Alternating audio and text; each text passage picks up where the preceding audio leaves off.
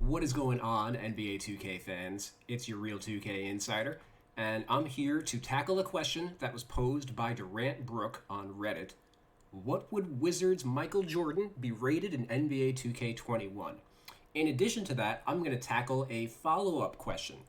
Should Wizards' Michael Jordan be on the all time Washington Wizards team? So I'm going to hop into the game real quick.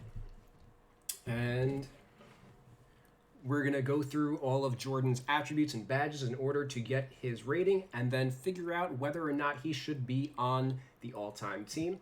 So just so you know, I used the 1998 base for Michael Jordan, as that is the most recent version of him that we have in the game. He was 4 years older with the Washington Wizards.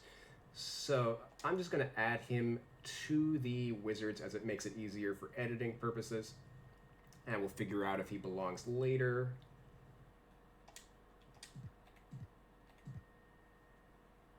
Okay.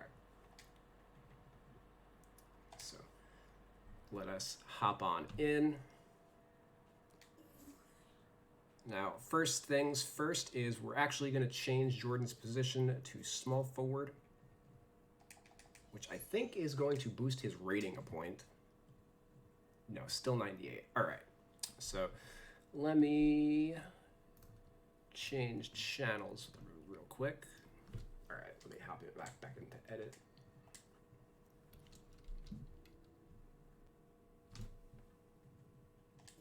Okay, and now we're going to hop on over to Basketball Reference and tackle all of the attributes. So we're on Michael Jordan's Basketball Reference page, and let's real quick go down his career, kind of what led him to the Washington Wizards. Right off the bat, he was an all-star level player and quickly established himself as the greatest player of all time. Led the league in player efficiency rating 7 consecutive years. At that time, only Wilt Chamberlain and Kareem Abdul-Jabbar had that kind of level of dominance. And it's worth noting that both of those guys were centers. Michael Jordan was the first guard to have this level of impact. He was an exciting player because he was a guard rather than a big. And because no other guards were doing this at the time, that's where his separation really came from. So he won 3 titles, had a brief retirement period, played some baseball, came back, was pretty ineffective in 95, at least by his gargantuan standards.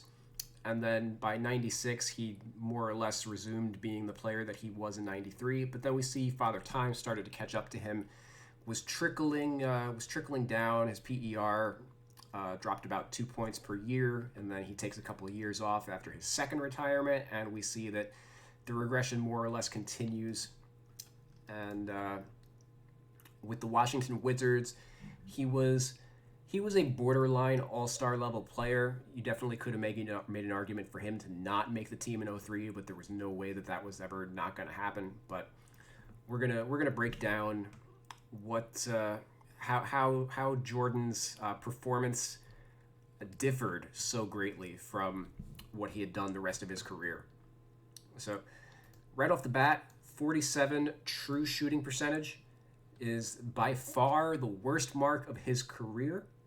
But it is worth noting that he actually had a ridiculous usage rate that year also. 36%, which was third for his career. The third best rate. Even though he was like a shell of his former self, he was shooting basically more than ever, except for like 2 of the best years that he'd ever had. So he was kind of trying to do too much. The Wizards didn't have much else around him, but all the same, he kind of figured that out in his final season, where he posted the lowest usage rate of his career, and he did shoot the ball a little better. He was a little more comfortable being, he wasn't really a role player with this kind of usage, but he wasn't trying to be the man every single night. And we also see, just looking at some of his numbers, 31 assist percentage. This is the second highest mark of his career also. And it just kind of goes back to him being so ball dominant, as he was really running the show. in that season, and then again in his second season with the Wizards took more of a reduced offensive role. You can see that his assist rate dropped sharply. That also indicates that he wasn't he was kind of operating as a secondary playmaker rather than a primary. But other than that, everything else pretty standard. His rebounding really didn't change much. His defensive stats didn't change, turnover rate, etc. So what made his shooting so problematic relative to like the rest of his career is we see looking at his shooting percentages, 42% from the field. He was obviously much higher during his prime, 52% in his prime, 47% in his final year with the Bulls, only 19% from three, and he had played with a shorter three-point line from 95 to 98. Over this 3-year period, he shot 40% from the three-point line, but over the rest of his career, it was only 29%. So we see in 03, he was at the 29, but only 19%. In his first year with the Wizards, he was taking a bit more of these off the dribble. We're going to go over that once we break down his shooting ratings and stuff. And in 03, he wasn't as he was assisted on more of these shots, so that probably had a bit to do with the increase in his percentage. Only 79% from the line. We see he was 84% for his career, and that was the second lowest mark of his career also. And going down back to his advanced stats, we see that his free throw rate was essentially the lowest of his career at that point, and then even lower as a 39-year-old. Obviously, your free throw rate's going to decrease as you get older, but this just goes to show that he wasn't really attacking the rim too aggressively at this age. It was mostly on mid-range jumpers, as he wasn't taking threes and he wasn't getting to the rim. So was like more or less take DeMar DeRozan and age him up 7 years, and that's basically what Michael Jordan was in this period of time. So this would not work in the modern NBA, but in the NBA of 20 years ago, it was acceptable. But let's hop into his shooting stats and start tackling some of these attributes. And I've got his 03 up and his 02 up. I think I'm going to use the 02 numbers as a base, as he was slightly better, but then kind of merge them together depending on how things look. So for his layups, 57%, assisted only 42%. I would peg this as like an 85 layup.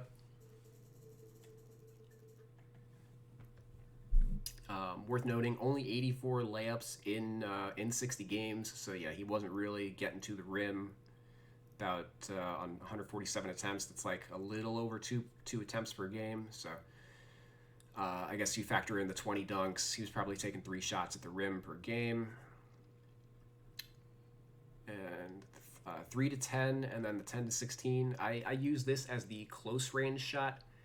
2K seems to consider, like, 2K's shooting zones are kind of weird, in that they're really they measure from like 5 to 15 feet rather than 3 feet. Kind of falls into like the layup range kind of. Yeah, a lot of these shots are all would not be considered close range, so it's kind of not 100% accurate way of measuring it, but it is what I do. So 44 plus 182 is 226, and then 148. Or sorry, hold on. 44 plus 182. 226. Okay. 148 plus 434. 582. So 226 of 582 was 38.8%. So I would peg this at about when you account for like the volume, probably like a 79, maybe an 80. I'm gonna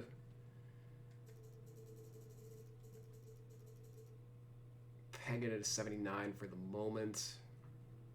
Maybe we'll tweak that up to an 80 depending on what things look like when we're fine tuning.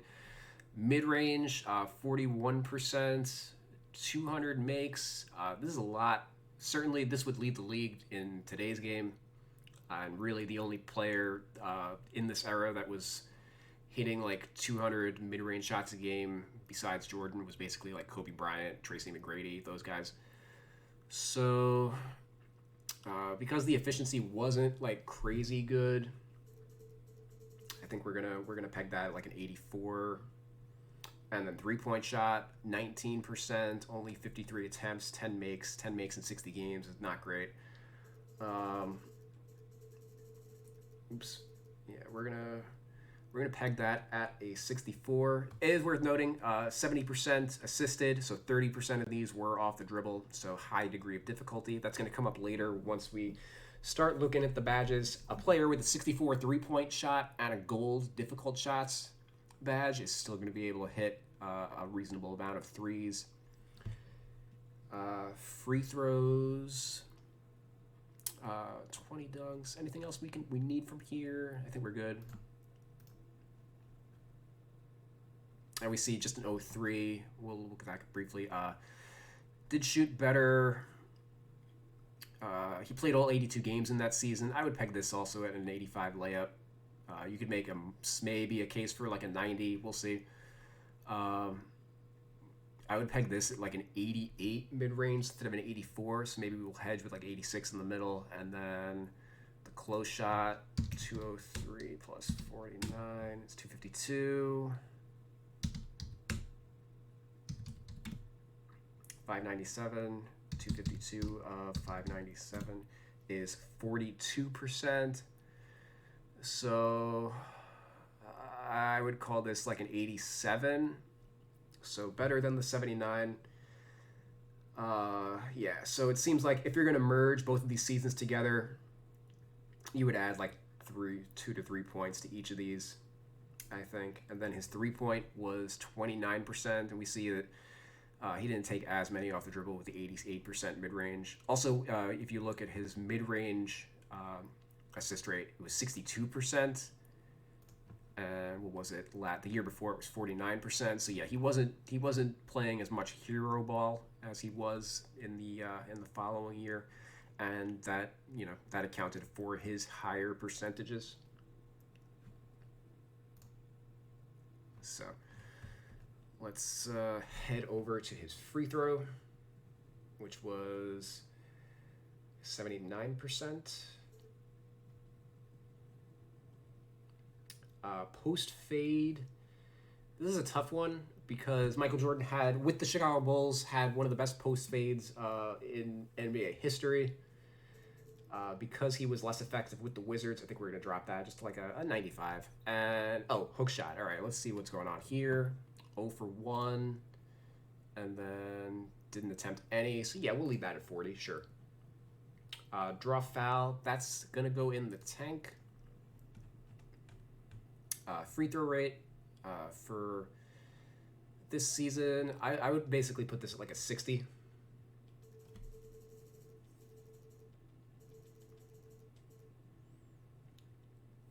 And post moves, this is a tough one. We don't have any play-by-play data to really measure how many of his shots were from the post, but we can kind of tell like a lot of these 10 to 16 footers were his trademark fade.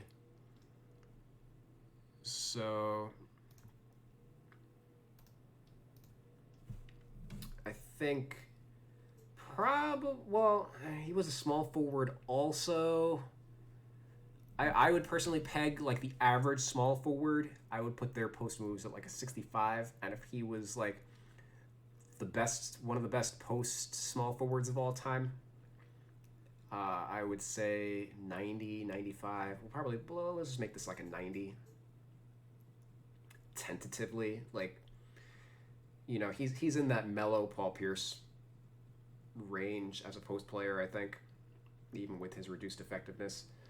Ball handle, I think, like, because his usage rates were so high, Jordan never really turned the ball over, and this isn't just like crossovers and stuff. Like your ball security and stuff goes into this attribute, and there's also like a lot of the playmaking badges are how you get like the like ankle breaker and stuff. Like a lot of that is now separated from the ball handle rating in order to like a 95 ball handle rating for Michael Jordan is going to be different than like a 95 ball handle rating for Allen Iverson, because Allen Iverson's going to have like Hall of Fame level badges and Jordan isn't.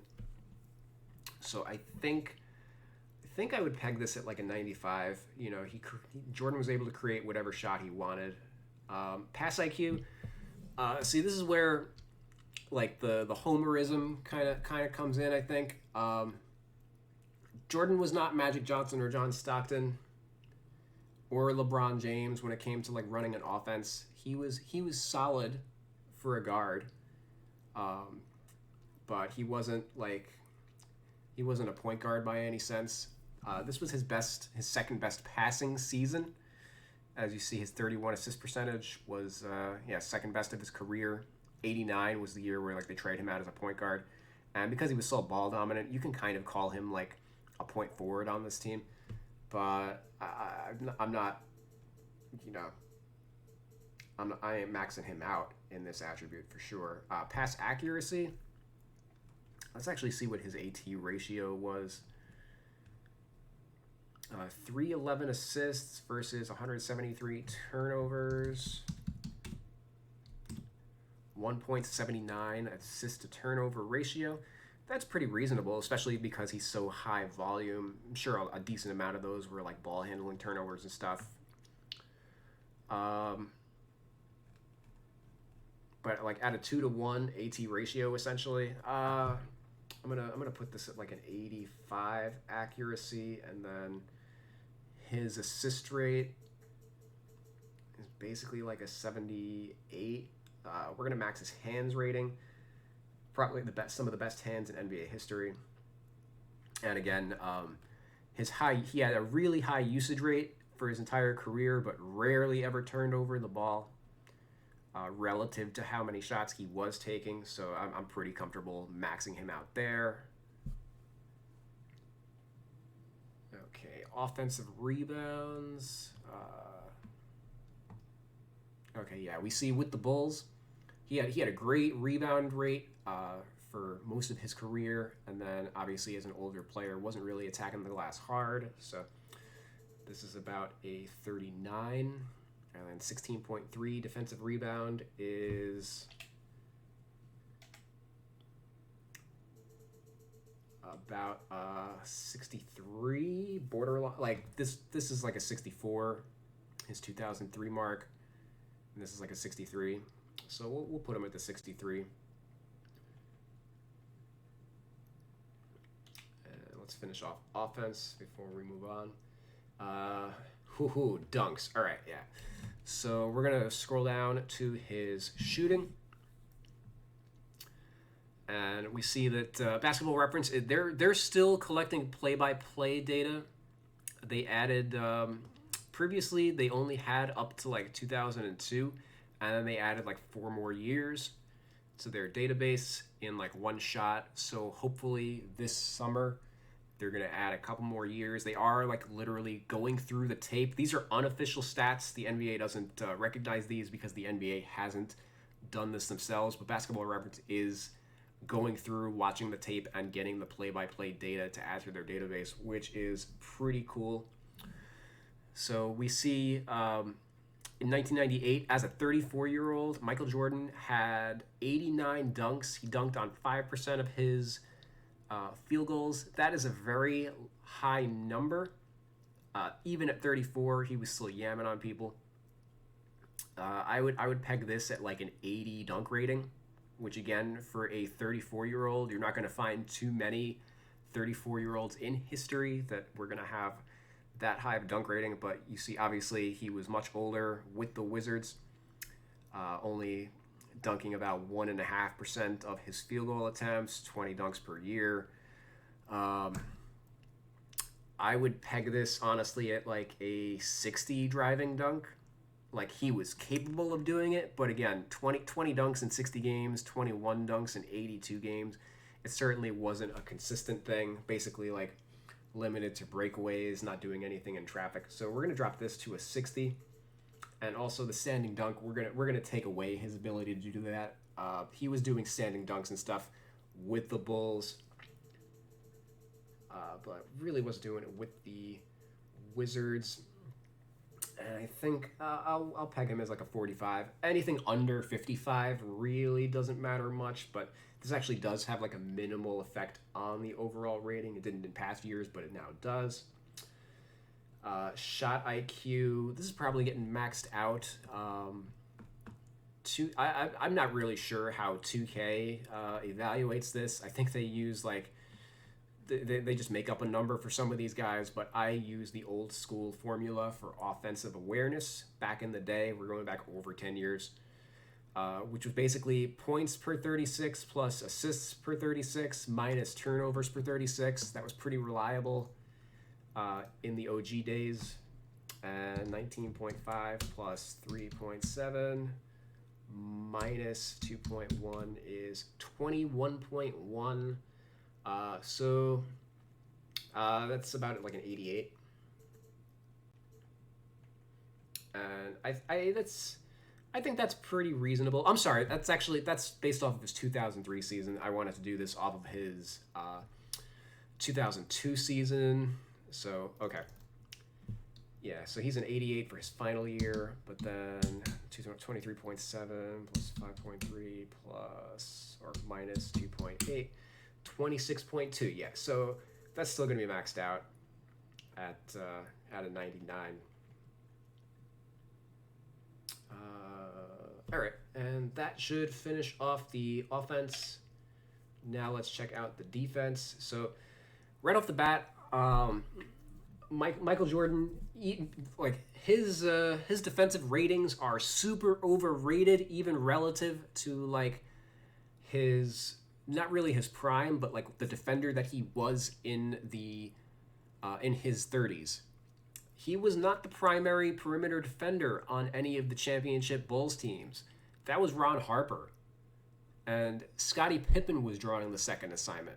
Michael Jordan, don't get me wrong, he was still a great defender in his own right. He was all defensive first team, for X amount of years. But in terms of like his one-on-one lockdown perimeter defense, he wasn't at the level that he was in his younger days when he was defensive player of the year in 1988. He was.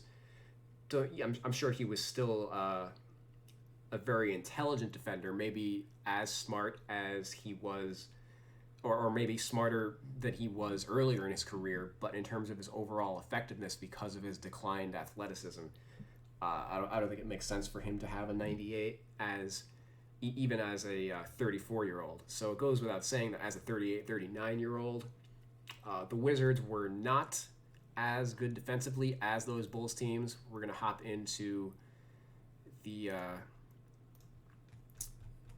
Washington Wizards page for those teams. The 2002 Wizards, it is worth noting, we're going to do a full recap of the entire roster kind of also, because I think it is important to evaluate some of that when, discussing such a historical figure as Michael Jordan. But we see defensively, the Wizards were only 21st in 2002, and then in 2003, they were only 18th. So Jordan was not the same high-impact defensive player that he was, which isn't to say that he was bad defensively, just that, like, I would peg him as, like, only slightly above average.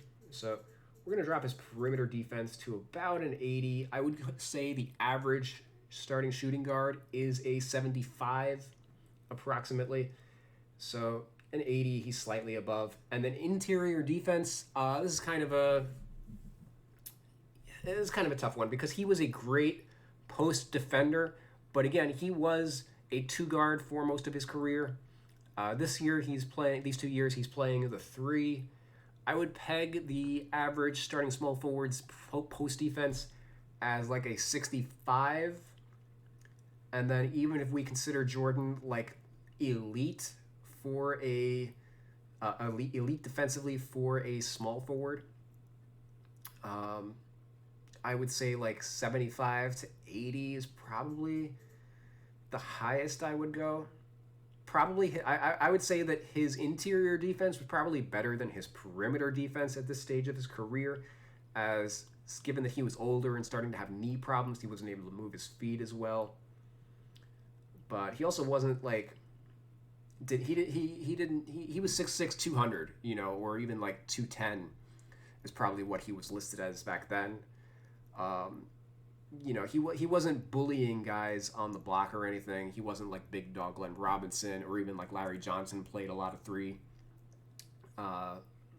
around this time. So he was more or less like Latrell Sprewell was playing the three also at this point, and he was basically a career shooting guard that was able to play up position because he was so tenacious and gritty. So 75, I think.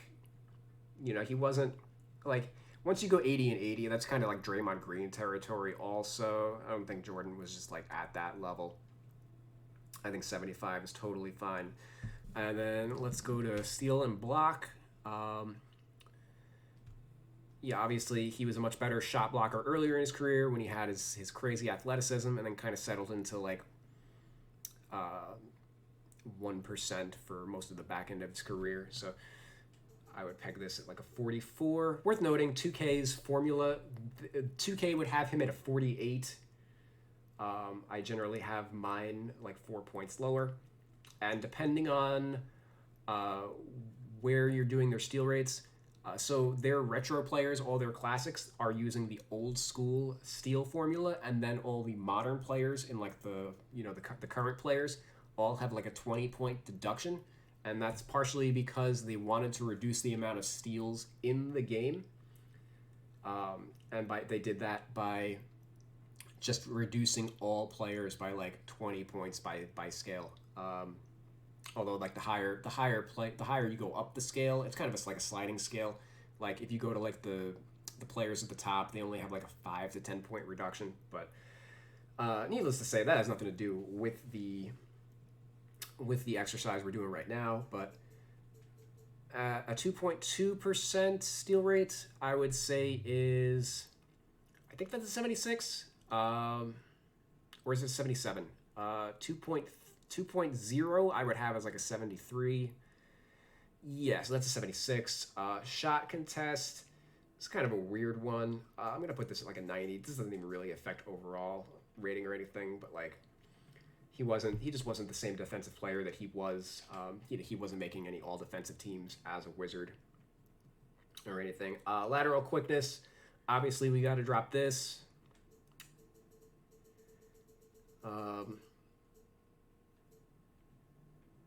Actually, we're gonna hop into a video now, because basically Basketball Reference, the most of everything from the first 2 pages you can get off of that, but anything from here you kind of have to watch the player. So we're actually gonna watch the tape on mic. Let's just finish off some of the other stuff. Miscellaneous Durability. Jordan was very durable for his career, but did get hurt in 2002. He had to have knee surgery and missed like the last 2 months of the season. So he's not a 99. We'll just drop him down to 90. Barely matters in the grand scheme. I mean, you could technically like, if you really wanted to be 100% accurate, boom, oh, his knee. He had knee problems, whatever. Pass perception. This is basically like awareness in the passing lanes. I would peg this at probably a 90. Jordan was always very good. One of the best ball hawks in history. I think he's second on like the all-time list or something. Or no, he's now third on the all-time list. Who passed him? It's Jason Kidd. Okay. Yeah, Stockton, Kidd, Jordan, Gary Payton, Chris Paul is coming for him. Probably can pass him if he plays probably like 3 more seasons, I want to say. Also, LeBron hanging out down here. He'll probably pass him in. Well, he may not pass him. He's 500 behind. He would have to average 100 steals per year over his next 5 years. Yeah, he may just fall short of that, come in around the glove. Depends on how long he plays. If he plays until he's like 42, then yeah, he'll pass him. But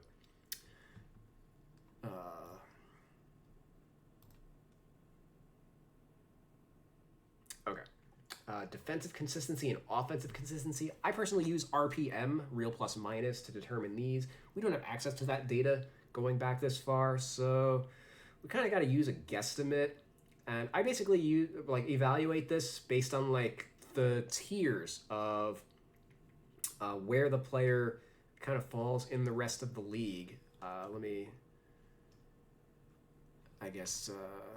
Let's head over into the RPM and show you guys what I mean. So offensive real plus minus, we're going to break this down by position. So like small forwards. So LeBron, easy 99. He was the #1 small forward in the NBA by a large margin. You could factor look at Davis Bertans, because he played fewer minutes. You can kind of dock his performance here, but like RPM's pretty reliable for the most part, as long as you take out the fluky minute stuff. And then defense, wow, Joe Harris was pretty good this year. This is I find this is pretty reliable for figuring out who the top defensive players are.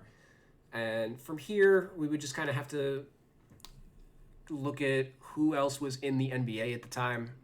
We're going to head over into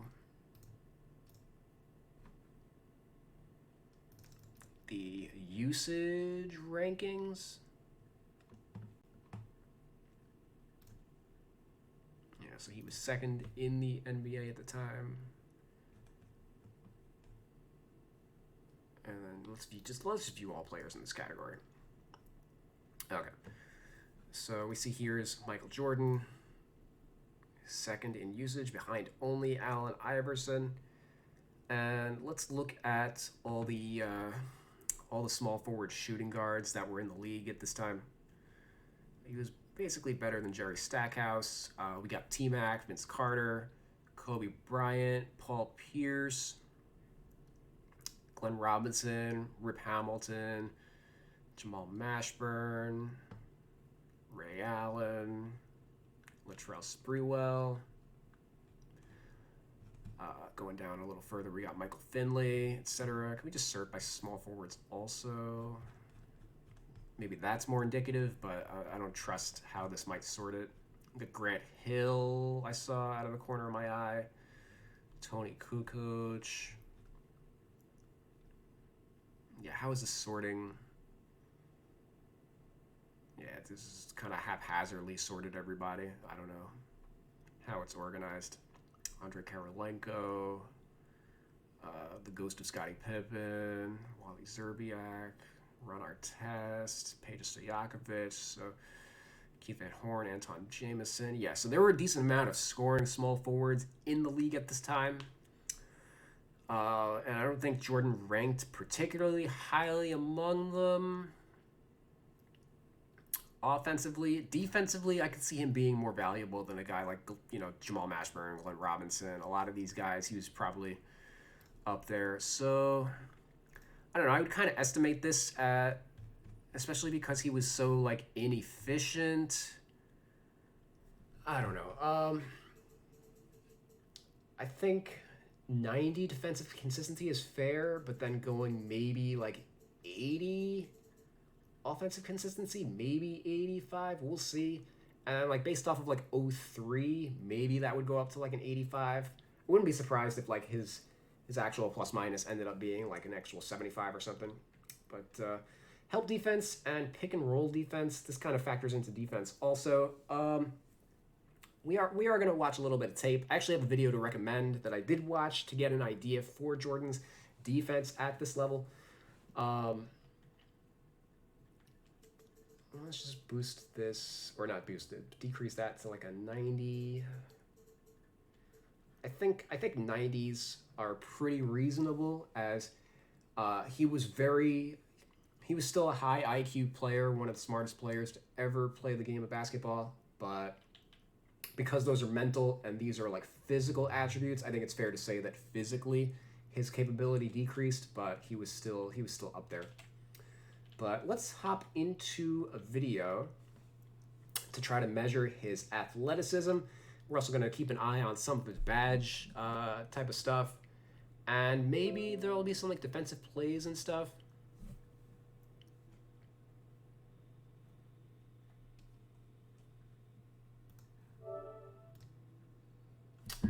Hold on. I think I briefly lost connection on my remote play. All right, so let's hop into this video. It is from House of Highlights. I recommend subscribing. And the game, old Michael Jordan shuts down critics. Crazy highlights versus the Hornets. December 29th, 2001, 51 points. We're going to actually hop back. Let's hop into Jordan's game log real quick and kind of outline like the story behind this game. So we see here on December 27th, Jordan scored only 6 points. He played 25 minutes, shot 2 for 10 from the field. It was a 27-point blowout. You know, if he played more minutes, he probably would have gotten to the 10 points. But this was notable because it broke a streak of 866 games that Jordan had scored in double figures. 866, there's 82 games in a year. So for over 10 years, he had not scored less than double figures. So Doug Collins asked whether or not, you know, he went to Mike and he was like, are you sure you can still play? Because he wasn't having a great year really up to this point. Pretty inefficient for the most part. We see he had a 3 of 16 game. You know, it was on the back of an 11 of 19 game, but like the consistency just wasn't there. And he had this nightmare game, one of the worst of his career. And he backed this up by scoring 51 points on 21 of 38 shooting, and then in the following game had 45 points on 16 of 32 shooting on the NBA finalist New Jersey Nets. So Jordan kind of used this as motivation, and we see he kind of took off from this point. But we're going to watch the recap of this game, keeping all of that in mind.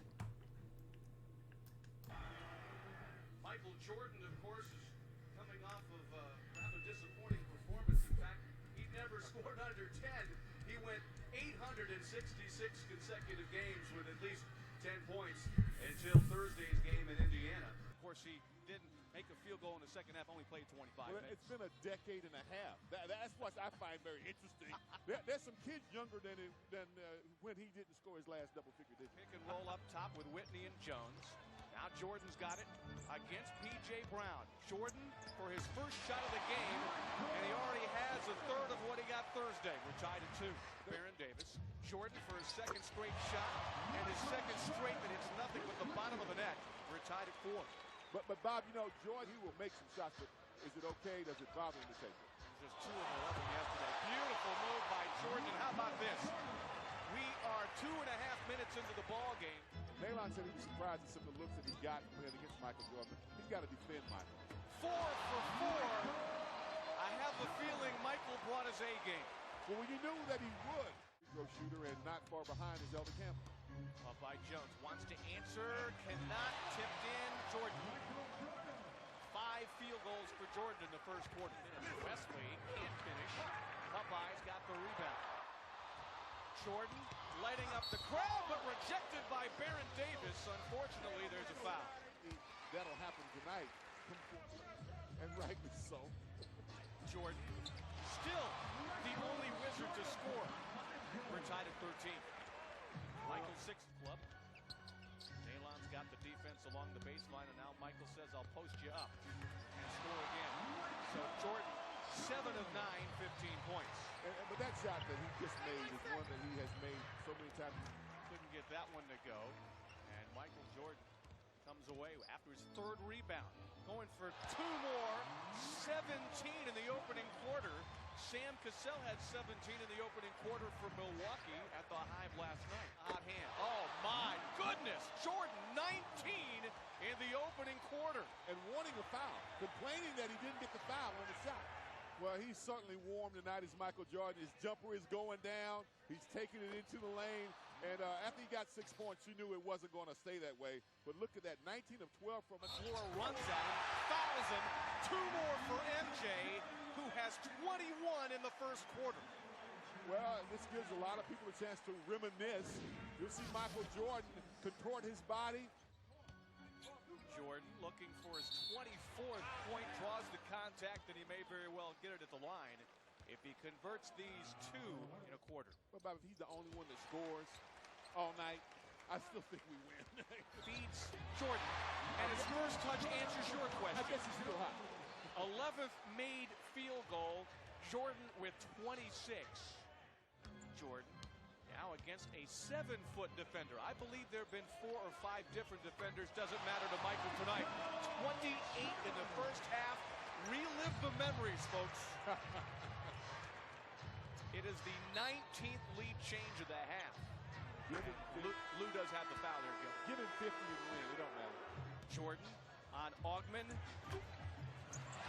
Even getting the kind of bounces, and Jordan has 30.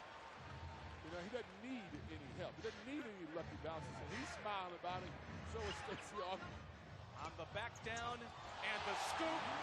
Michael with 32 in the opening half. Guess who's going to get the final look? I wonder. Looking for 34 first half points. He got it. Unbelievable. Except that it's MJ. Barron for 3 at the buzzer. Cannot steal Michael's thunder. 34 points for Jordan in the first half.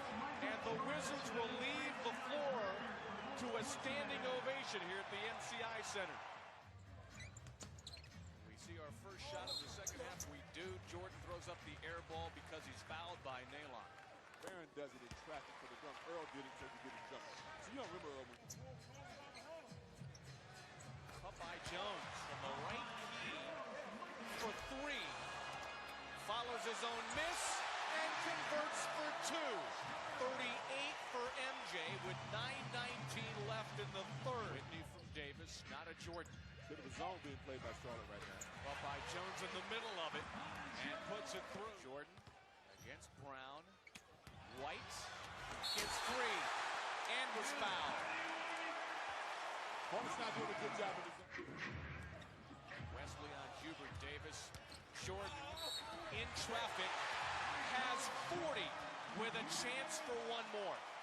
And Michael Jordan in the traffic showing vintage Michael Jordan because he scores with the left hand.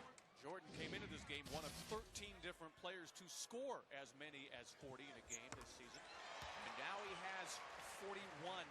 Jordan against Barron. 43. He was quiet there for a minute. He won't be quiet anymore. He says, I want to take on. Clear out. And 45 for Michael is a season high. Well, when you're hot, you're hot. The fact that it's on the road almost makes it seem doubly sweet, but he just needs to win. Michael Jordan has missed another one, but this time they whistle the foul. It's a season high every time he scores now. And 47. His career high is 69. Augman tries to prevent the triple drive, cannot, and Michael has 49. Well, you know it's a clear out for Michael. They cleared out and they waited, and he just challenged Augman and won. Wesley and a jump pass to McClure is fouled by Whitten. Jordan, 51 for Michael. I think that's what they were going for, and I think he'll probably come out of the game now. And 100 for Washington. He has more than half their points.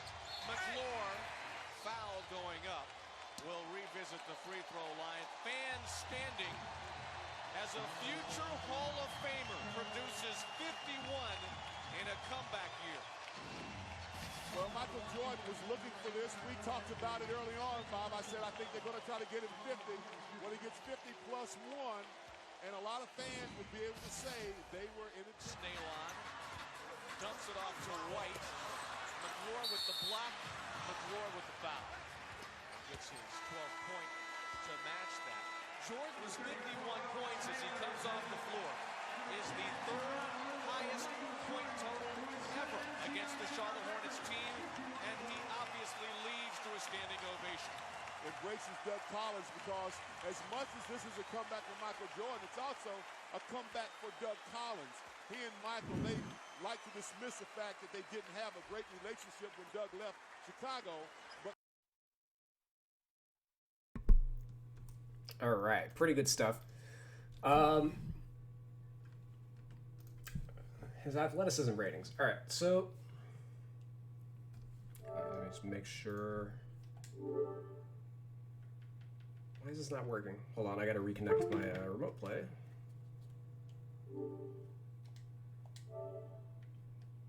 All right, there we go. We're working again.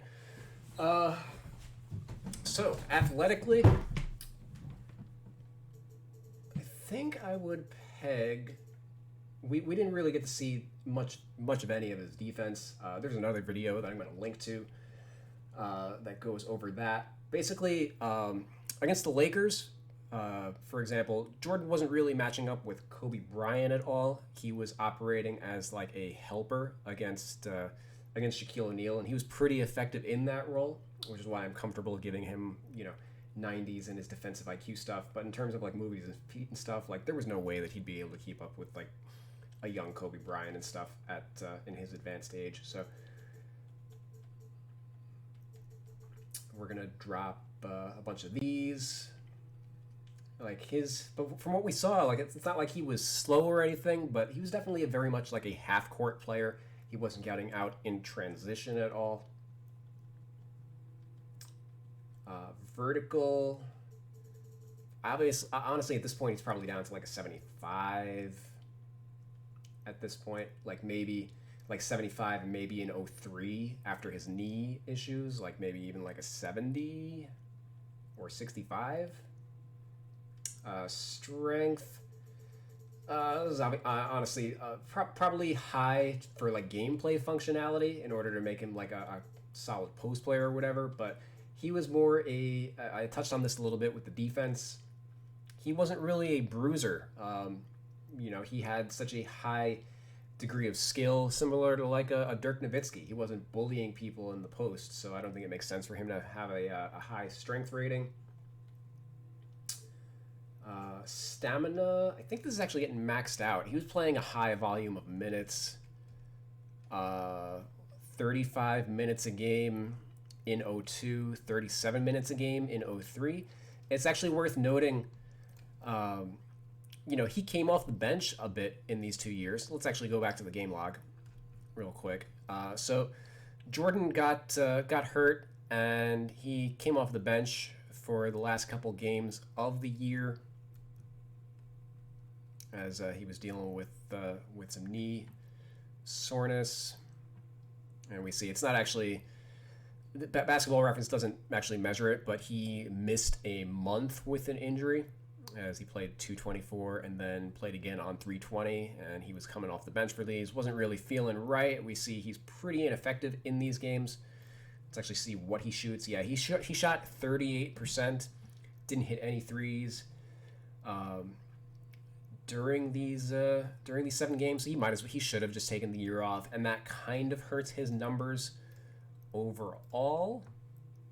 So maybe that is a factor for why we should use like a merger of his 02 stats and his 03 stats, because I don't think this should necessarily count for very much. And then looking at his 03 game log, it's worth noting he was intending to be the sixth man for this team.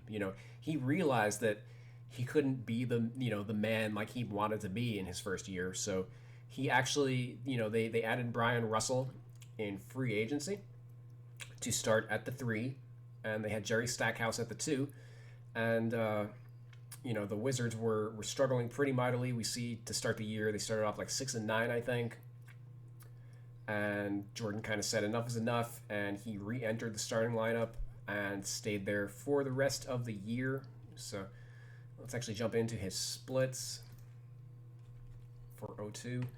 As a starter, he played 36 minutes a game versus only the 21 as a reserve. And then in 03, 28 minutes a game as a reserve, and then 39 minutes a game as a starter. And yeah, I think as a result of that, I would peg him as like a 99 stamina. The 98 hustle, when he was in his 20s, maybe, but at 38, not so much. Like, I'll peg him at 85. Jordan still played hard, but he just wasn't able to like dive for loose balls like he used to. So, and intangibles. Because he's the GOAT, we're going to max that out at 99. Based on his Wizards performance, though, I think I have a scale for intangibles, and I would basically peg him at a 90. Prime MJ is easy 99, but borderline All-Star MJ, I say borderline, he made the All-Star team these 2 years, but you could have made a case for him not making the team at all. But anyway, players in this tier I usually give a 90 and only boost them up if I feel like there's something off with their overall, like the formula that 2K has doesn't account for them properly. You see that a lot with like centers or like 3 and D guards and stuff like that. But I think Jordan should be fine. So let's hop out here, see where he's at. So I got him at a 90 overall so far. We're going to hop into the badges, as those do affect the overall rating. So I expect him to drop a little bit because since this is based on his, right now we're modifying the 1998 version, his age 34 season. I suspect some of these golds might become silvers, etc. He probably drops down a little bit, but let's hop in. Actually, it's easier to do it from this screen rather than the 2K badge screen. 2K badge screen is very bland, and just hold on. Derp. Yeah, actually, I gotta change the screen in order for you guys to see that effectively. Hold on. Okay, there we go. So we're gonna look at his badges. From what we saw from that video, he was still fantastic at creating his own shot. I think Prime MJ would probably be Hall of Fame in a lot of these, but even as an older player, lots of golds, maybe some silvers. Acrobat, I think I would call this a silver. He wasn't the high flyer that he was earlier in his career. We saw he only was getting like 2 layups per game or something. So we could definitely reduce that. Probably it's like silver. Ditto like consistent finisher. Contact finisher I think we can drop, as he was pretty much a finesse player at this point. Probably going to bronze that. Fancy footwork. Yeah, probably silver. Giant Slayer. Yeah, I wouldn't gold him.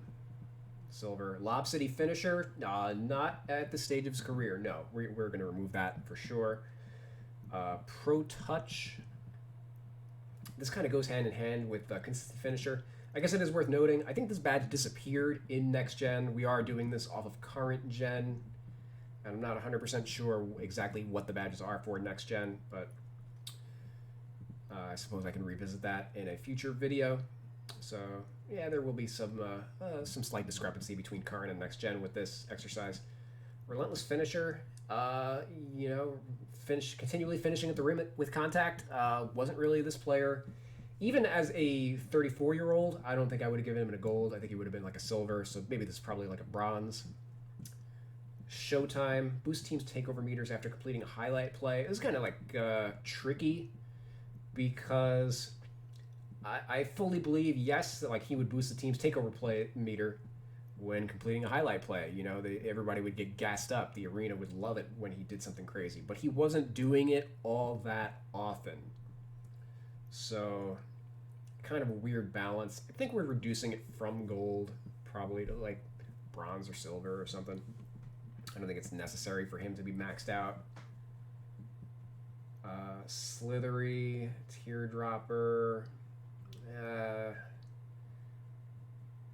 probably silvers. I just don't know how I feel about, you know, he wasn't the same scorer. He could create his own shot, but he couldn't finish him the same way. So I think we're just going to be dropping all those. Drop stepper, putback boss. Putback boss makes sense.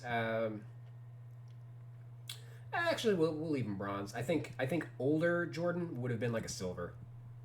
But because he had some reduced effectiveness on the offensive glass, I think you could drop him down to bronze. Shooting, Hall of Fame badges, these are all going away. I don't think maybe actually he keeps the Hall of Fame for deep fades. As we saw, that was still his bread and butter. But in terms of his effectiveness, again, it just wasn't there. Probably just golds for a lot of these. Catch and shoot, not at 19% 3-point, you know what I mean? Clutch shooter, yeah, we keep that. One of the clutchest players of all time. Flex release. A lot of these are all like gameplay kind of related stuff. And I think that, again, because of reduced effectiveness, I got no problem dropping them a tier or two. Hot start, yeah, like silver or bronze. He was still a microwave. You know, when he got hot, he got hot. It wasn't as consistent as it normally was. Pick and popper, no, not at all. Not at all. He wasn't coming off a screen, or he wasn't the roll man ever in any screens. He was always on the ball, especially in 02. I think Pump Fake Meister is an easy gold. Tireless in volume, like these are easy golds. He was second in the league in usage rate, and he played a high number of minutes, so easy golds there. Slippery, he was still coming off of screens. He just wasn't coming off of screens for threes like Ray Allen or Reggie Miller. So I'll say that with that caveat. And steady shooter, it's weird that like he's gold in all of these, and then just like randomly bronze in this one, but. Playmaking, bailout, yeah. Especially in again, this was his second best passing season of his career. We saw one of the plays at the end of that vid. You know, it was a dump off to the big inside. Obviously, there were a couple other players. I remember the double nickel game that he had in '95, where he got triple team. Everybody knew that Michael Jordan was taking the shot at the end of the game, except for Michael Jordan. He got triple teamed and passed it to a wide open Bill Wennington under the rim for like a bunny to win the game. So yeah, bailout, I got no problem with that being gold. Break starter, I don't know how I feel about that. I don't think it needs to be gold. Pass fake maestro. Yeah, again, he's not like while he's very good for a wing, he's not like, he ain't Chris Paul or John Stockton or other like all-time great point guards, you know what I mean? Space creator, this is kind of like the step back badge. I view it as, like, I don't think it needs to be gold. There should be some distinction between like prime James Harden and old Michael Jordan, you know? Ditto for like quick first step. He had lost a step at this point, so we're gonna drop that. Ankle breaker, yeah, not really.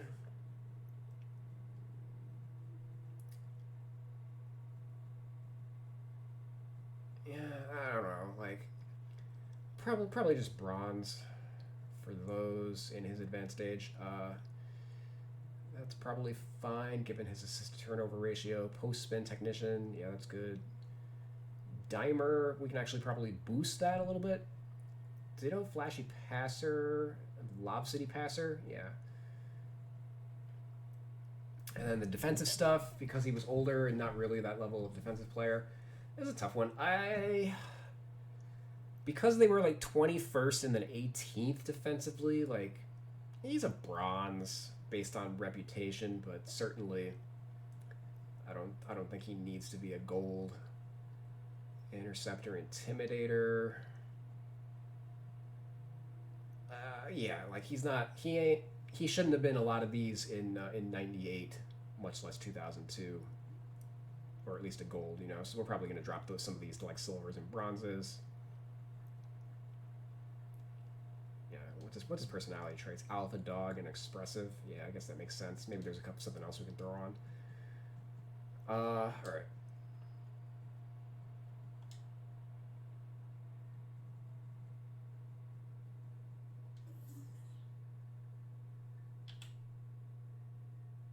Okay.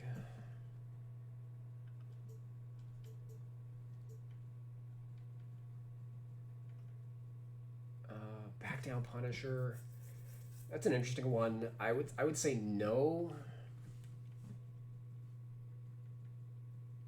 But maybe he's supposed to be. Actually, yeah, we'll bronze him. Actually, here. Cross key scorer. This should be up there. Bronze, silver,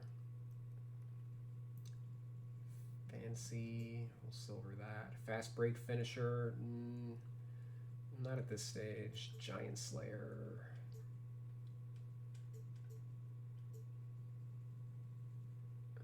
Okay, I think I'm okay with all of that.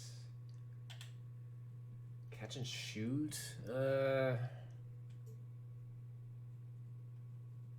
Corner specialist.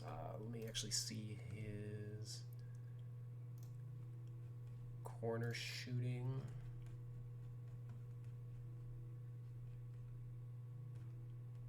That is also available on Basketball Reference. Where is? Go back to that. Oh, it's actually it's off screen real quick. I gotta slide this over a little bit. Corner threes. Well, he shot a very high percentage, and in his last year, 13%. But obviously, most ball dominant players are usually going to be taking their threes above the break.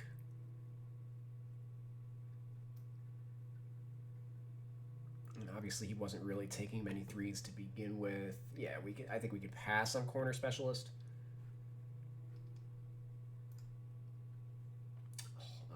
We'll still put that at gold. We're going to take this off him. Yeah, we'll still call that gold. Hall of Fame, I'm going to leave that on him. Flexible release, Green Machine, Hot Zone Hunter. We're going to bronze that. Actually, silver it. Ice in Veins. This is like the Michael Jordan badge of badges. He was always money with the game on the line. This is basically clutch shooter for free throws. So we're gonna gold that. Pump fake, gold. Range extender, nope. Slippery, yep, that's fine. Tireless in volume, all right. Playmaker. We're gonna bronze that. Lob City passer, sure. Bailout, blah blah blah. Downhill.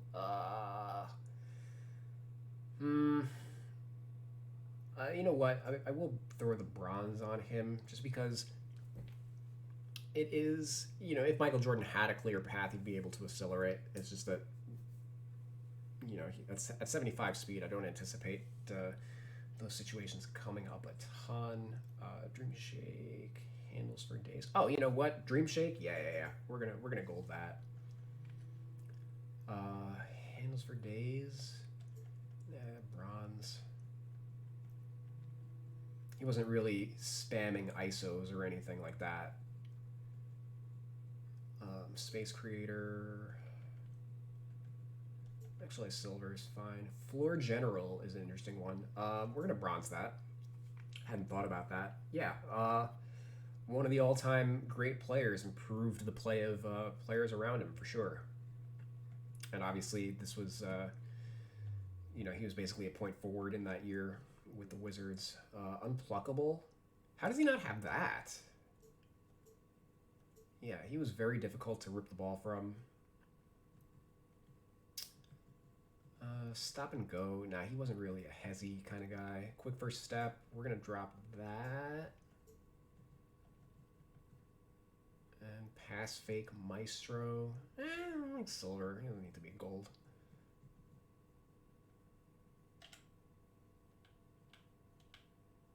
And we'll bronze that too. All right, so defending. Rim protector, nah. Pick dodger, sure. Chase down artist, no. Would I have him there? Nah, not at 38. Maybe at 34, but not at 38. Clamps, like based on rep, we'll give him bronze. Defensive leader, bronze again. Heart Crusher is basically basically showtime for defense. We'll bronze him. Interceptor, Intimidator. Yeah.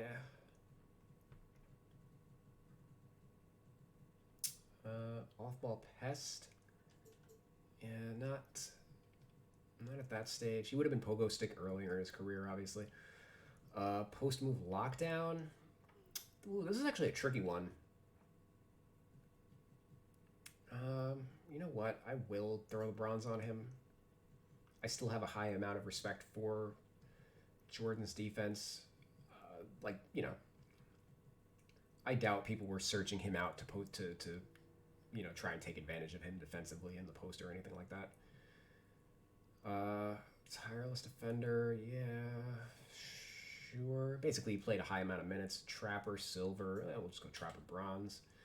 Lob City's going away. Rebound chaser we'll actually put on because he was a pretty solid rebounder for a guard wing. Any of these? Yeah, we'll throw legendary work ethic on him. Duh. Extremely confident. Duh. Keep it real. Yeah. Media ringmaster, warm weather fan, finance savvy.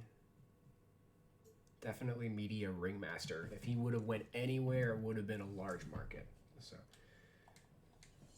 all right. So we got all the attributes and badges done. Final verdict on Michael Jordan.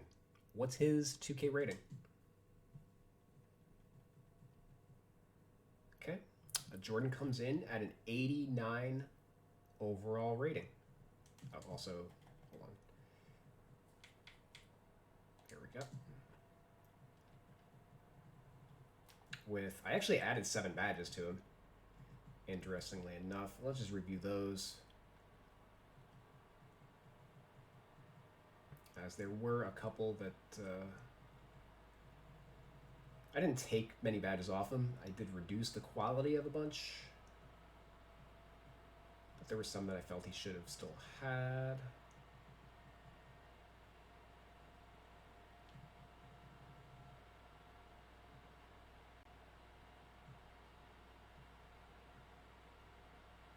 Yeah, I'm gonna actually reduce pick dodger to like bronze or something. But that's very minor. Let's see. I don't think it's gonna change very much.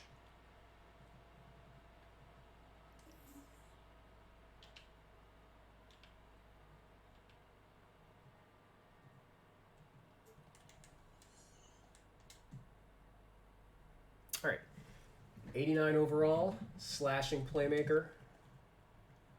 Rates as the highest at least by 2K, because I'm sure these are. I wouldn't trust these necessarily, but currently the highest rated small forward on their all-time team. So let's now hop into the all-time Washington Wizards. So I have a little document set up to measure this. So going over the all-time Washington Wizards.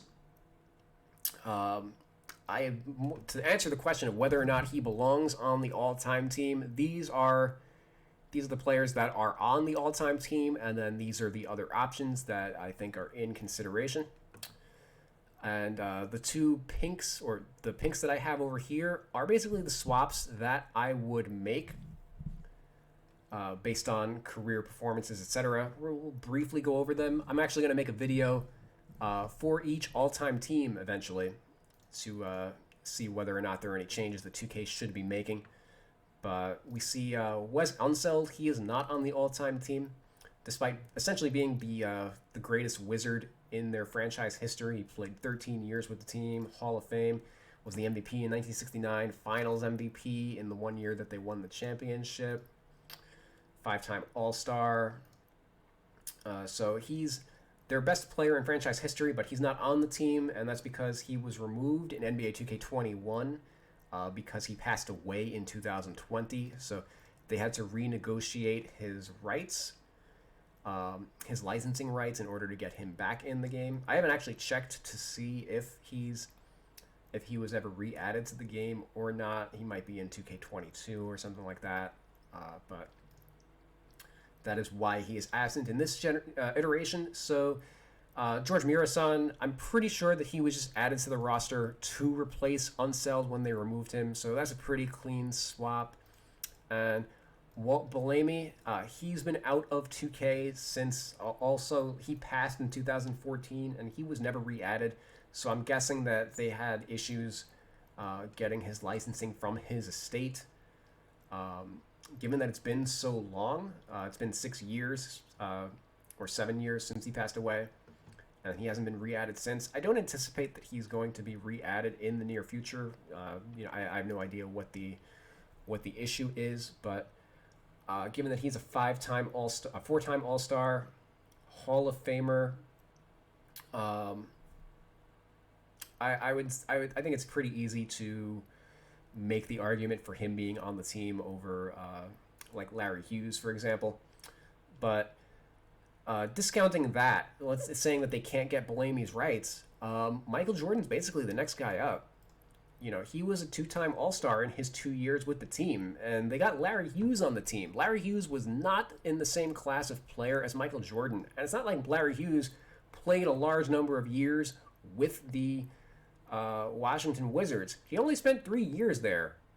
You know, so 2 years with 2 All-Star games, I think, is worth more than the 3 years that Larry Hughes put in with the Wizards. You know, so I think that's a pretty easy swap to make, especially since they're both guards essentially, and also some precedent. You know, I this is something I wasn't aware of really until I did the full breakdown of everybody's accomplishments and stuff. Moses Malone, he spent 2 years with the Wizard, with, I guess, well, not the Wizards, but they were the Bullets back then.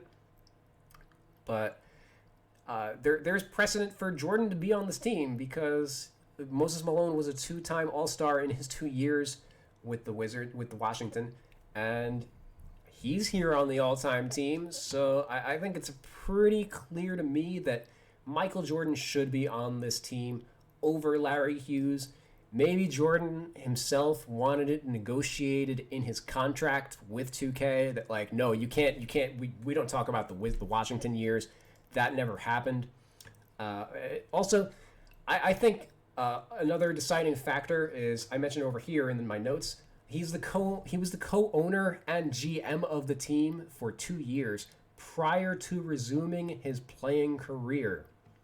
So he essentially spent 4 years with the organization, and he's the only player like that was he was owner and the GM before he took the court for them. I personally think that has to count for something.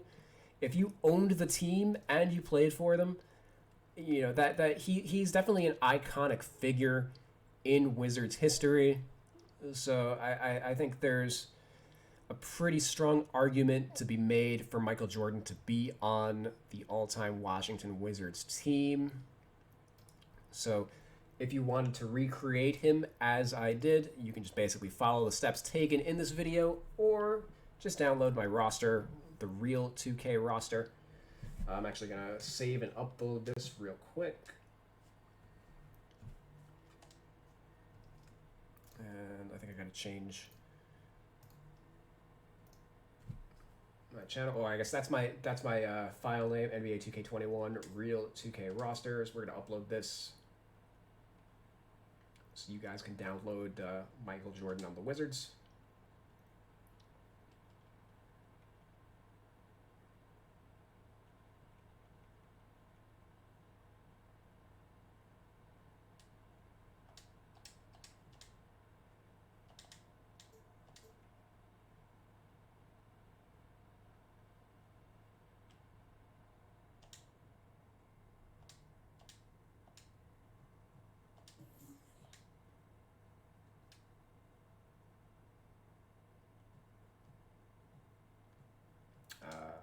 Search by real 2K.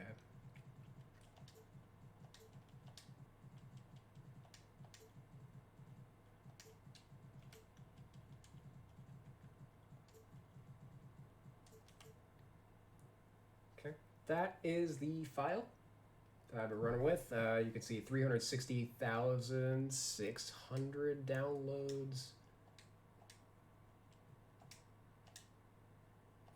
which I think is like top 5 for the game. Yeah, it's basically the number 4 downloaded file this year. So if you guys weren't aware of who I am, that's who I be. Let's jump into the Wizards teams themselves, just to give like kind of an outline. If you are like adding this player to like a classics roster or whatever.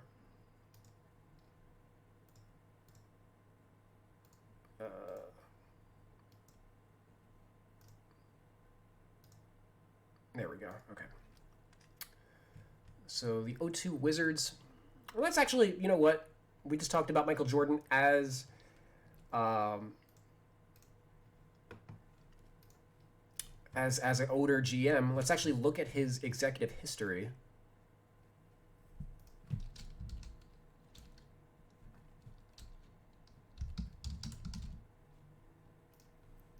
And kind of look at the moves he made leading up to him becoming a player again.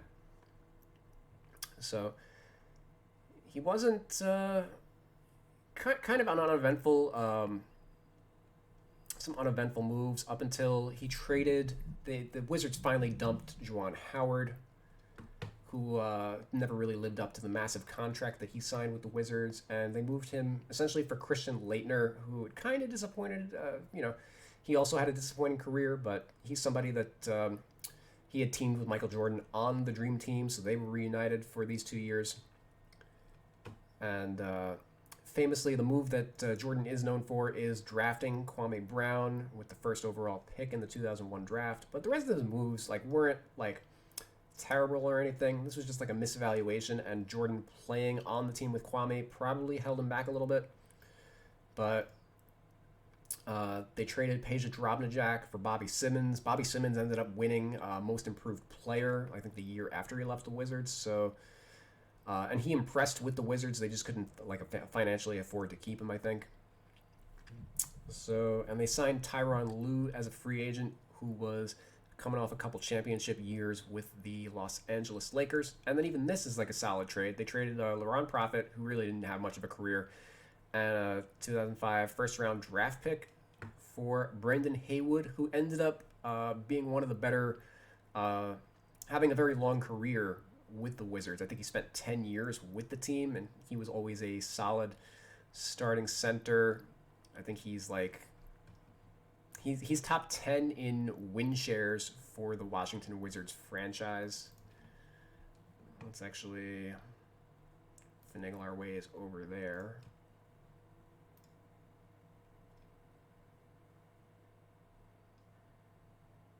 Yeah, they're 12th in career win shares with the Wizards. So Jordan wasn't terrible as an executive, and of course his best move was signing himself to a veteran minimum contract. That is like, in terms of BBR, like this is a flex, right? You signed yourself as a free agent as like your last transaction. That's probably never going to happen for the rest of NBA history, but very, very cool to see that. And then we're going to hop into this actual Wizards team. Both of his Wizards teams went 37 and 45. they were winning at the start of the year, but as soon as Jordan got hurt, Rip Hamilton also got hurt, so they kind of tanked off after that. I think they started the year like 26-20. Jordan was like in the MVP conversation, but as we saw from like his production overall, like that was all kind of fluff. He was definitely not like one of the elite players in the game. It was just like a recognition that like, yeah, he still got it at age 38. Again, his numbers weren't great, but they were significantly better than any other player, certainly any other guard at the same age. He was continuing to break ground later on in his career. And Rip Hamilton, he had a solid year also, 20 points. You could make an argument that he was a better player than Michael Jordan also. Certainly he was a much more efficient scorer, and Jordan probably should have deferred a little more to him, I think. But moving on from this season, they ended up trading him for Jerry Stackhouse. And this was kind of... I was not a big fan of this move at the time when it was made, because Stackhouse essentially was like a poor man's Michael Jordan. They both went to North Carolina. They were both slashers, and when we looked at that usage ranking, Stackhouse was third in the league in usage with the Detroit Pistons, right behind Michael Jordan. So they kind of did the same exact thing on the court. So rather than like counterbalance, Michael's playmaking with a shooter, they just had, they added another guy who did the exact same thing. So they didn't really play super well together. And obviously they were looking at Jordan as Jordan intended to be the sixth man on this team. So he kind of figured that he'd be filling in for Stackhouse more rather than playing with him. But it didn't really work out like that. I mentioned previously, they signed Brian Russell to start at the 3, but looking at his shooting percentage, only 35%. He fell off really hard, kind of out of nowhere. So this wasn't... He wasn't really working out, so after a couple games, Jordan basically he said enough was enough, and he re-entered the lineup. So pairing him with Stackhouse, this is partially why his assist rate was lower, as you see, looking at the advanced stats and everything. They had similar assist rates, and they had Tyronn Lue also. Tyronn Lue... eventually started. They were starting Larry Hughes at the point guard for most of the year, but then started Lue on the back end. I never really understood the theory behind Hughes as a point guard. Like, he basically was the Ron Harper of this team, but he was a little too ball dominant. He wasn't a good... It was the same issue that like Stackhouse and Jordan had. Like, everybody was like a shot creator, but not really an efficient shot maker. They didn't really have many shot makers on this team, so the offense was just kind of inefficient, and they didn't really have much in the way down low. Like, Kwame Brown was still learning how to play, only 45% from the field, so that's not great for a big man.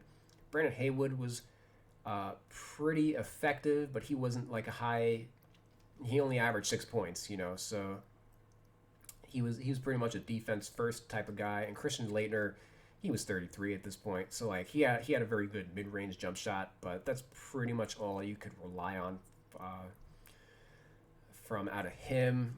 Jared Jeffries was like the first round pick of that year, and they kind of flubbed it. He never really ended up being a lottery caliber player, and he got hurt 20 games into the year. And they signed Charles Oakley to like keep Michael company on the bench at age 39. They were making moves that were kind of suboptimal, not really moving the needle. They wanted to make the playoffs, and they just weren't good enough to make it happen. And Jordan was actually fired as GM at the end of the year, which Michael viewed ultimately as a betrayal by owner Abe Pollan. And Abe Pollan's argument essentially was that Michael had stunted the growth of the younger players in his comeback attempt. And, certainly he was probably rubbing players the wrong way in the locker room. But, I mean, the Wizards went 37-45. They had the best attendance they'd ever had. They were second in the league in attendance in 2003 and 2002. We see before Michael decided to play, they were the worst defensive team in the league. They were 18th defensively. They went 19-63, like a pretty miserable year. And he came in and added 18 games to their win total just on his own at the age of 38. So that's pretty impressive. And then we see he, after he departed, they lost 12 games off their win total. The offense kind of sputtered a little bit. And this is even factoring in that they had added Gilbert Arenas to the team to kind of, take some of the scoring load. I think Jerry Stackhouse got hurt in this year, or did he get traded? Yeah, he got hurt, so I guess that's partially why offensively they kind of fell off a little bit. But they did very well to sign Arenas in Jordan's absence. But just in general, overall, a very important part of Wizards franchise history was these first 2 years. Jordan really put the franchise on the map of relevancy for a very brief period. Obviously, he's one of the greatest players of all time. He should be on the all-time Wizards team. Certainly. That way we don't have to ask the question of what should Michael Jordan on the 80s on the Wizards be rated. So thank you guys for watching this video. Ended up more or less like a long-form podcast kind of episode. If you like this content, feel free to hit the subscribe button. I'm going to be releasing more NBA 2K related roster and rating content now that the regular season is over. Be on the lookout for that. Thanks again for watching. It's your Real 2K Insider, and we're signing out. Peace.